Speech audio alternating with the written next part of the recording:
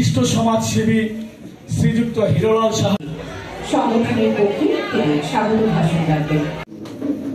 State bank of India regional উদ্বোধনী সঙ্গীত পরিবেশন করবেন।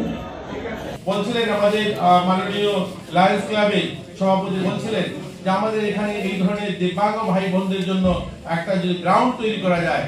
অলরেডি আমরা এটা নিয়ে পরিকল্পনা করে আমরা কেন্দ্র সরকারের কাছে এরকম একটা স্কিম পাঠিয়েছি। আমাদের অধিকর্তা বসে আছে, আমাদের একবার না দুবার তিনবার এটা নিয়ে মিটিং হয়েছে যে দিব্যাঙ্গ ভাই বোনরা যেন থাকতে পারে, তাদের জন্য একটা ভালো পরিকাঠামো, একটা পরিসরে থাকার ব্যবস্থা, খেলাধুলার ব্যবস্থা, সেখানে কোচ তাদের মতো করে তারা যেন সেখানে প্রশিক্ষণ নিতে পারে, এর জন্য সরকারের প্রয়াস রয়েছে, এগুলো আমরা করছি। আমাদের সরকার সেই এটা নিয়ে ভাবনা রয়েছে। কারণ আমাদের মাননীয় মুখ্যমন্ত্রী আপনারা জানেন শুধু বলেন না করে দেখিয়েছেন। আজ দিব্যাঙ্গ ভাই বোন যারা রয়েছে, যারা মাধ্যমিকে বা উচ্চ মাধ্যমিকে টপার যারা 10 জন, তাদেরকে 54,000 আমরা তাদেরকে সম্মান দিচ্ছি। আমরা প্রত্যেক বছর আমাদের দিব্যাঙ্গ ভাই বোন যারা 12-এ প্রথম যারা 10 জন হচ্ছে তাদেরকে 54,000 টাকা করে আমরা তাদেরকে ক্যাশ দিচ্ছি, অর্থ রাখি। আর যারা মাধ্যমিকে যারা টপ হচ্ছেন তাদেরকে আমরা 24,000 টাকা করে দিচ্ছি। এটা শুধু নয়, শিক্ষাক্ষেত্রে দেখবেন আমাদের 100 জন ছাত্রছাত্রীকে, সাধারণ ছাত্রছাত্রীদের জন্য সরকার 5,000 টাকা করে মাসে দেওয়ার সিদ্ধান্ত নিয়েছে। যাদেরকে 5,000 টাকা করে মাসে দেবে এরকম 100 ছাত্রছাত্রী যারা তারা 11-12 করবে, কলেজে যারা এডমিশন নেবে তাদের জন্য 5,000 টাকা করে 100 জনকে দেবে। এগুলো শুধু বলা নয়, এগুলো করে দেখানো হয়েছে বা অলরেডি আমরা দিতে শুরু করেছি।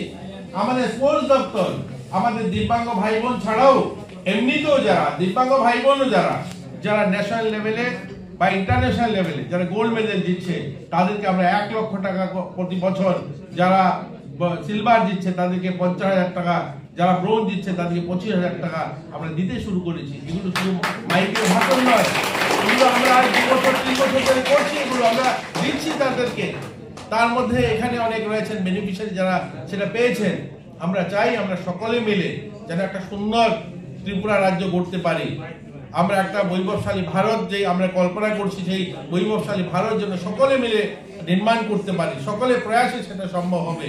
আমরা চাই আমাদের ভাই বোন যারা দিব্যাঙ্গরা রয়েছে তাদের জন্য চাকরির কথা বলেছিলেন। আমরা আমাদের সরকার আসার পর কেন্দ্র সরকার আরক্ষণ বাড়িয়েছে। আমরা চাই এখানে একটা দাবি এসে আমি দেখেছি আমাদের হাতে তুলে দিয়েছেন যে তাদের যে রেলওয়ে যাতায়াত যারা করেন তাদের যেটা কম্পেনসেশন পাওয়ার কথা সেটা লার্নিং থেকে আনতে হয়, সেটা আমাদের যদি আগরতলা থেকে করা হয়।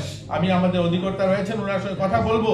আমরা রেলওয়ে দপ্তরে চিঠি লিখবো যে এখানে যেন আগরতলাতে সেটা কাউন্টারের ব্যবস্থা করা হয়, তাহলে এখান থেকে যেন তারা সেই সুবিধাটা পায় এবং তারা যাতায়াত করতে পারে রেলে।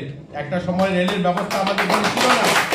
2014 সালের আগে আমাদের এখান থেকে মিটার গ্যাসে রেল চলতো, বহিরাজ্যে যাওয়ার ব্যবস্থা ছিল না। এখান থেকে আমরা লামডিং বা অথবা গুয়াহাটিতে গিয়ে উঠতাম, তার জন্য সেই ব্যবস্থা সেখানে। এখন যেহেতু আমাদের আগরতলা থেকে গোটা দেশে অনেকগুলো রেল চলাচল করে, অনেকগুলো রাজ্যে বড় শহরে, হায়দ্রাবাদ হোক, মুম্বাই হোক, দিল্লি হোক, কলকাতা হোক, গোটা ভারতবর্ষে বিভিন্ন জায়গায় এখান থেকে রেল যাতায়াতের ব্যবস্থা হয়েছে। এই সুবিধাটা আমরা